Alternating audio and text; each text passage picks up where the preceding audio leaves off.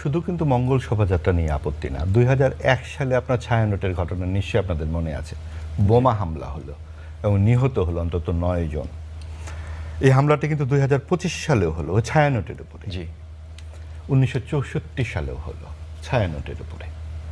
63 সালে রবীন্দ্রনাথকে নিষিদ্ধ করা হলো, যে রবীন্দ্র চর্চা করা যাবে না, পূর্ব পাকিস্তানে রবীন্দ্রনাথ নিষিদ্ধ।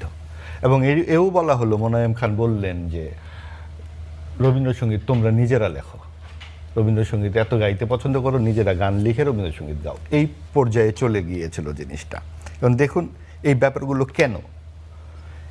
পেঁচা বলুন, পেঁচার জায়গায় আমরা গত বৈশাখে দেখেছি গাধার একটা প্রতিকৃতি তৈরি করা হয়েছিল এবং গাধা উল্টোর দিকে বসা হয়েছিল। অর্থাৎ গাধাতে আপত্তি নাই, পেঁচাতে আপত্তি। অর্থাৎ গাধা মুসলমান, পেঁচা হিন্দু।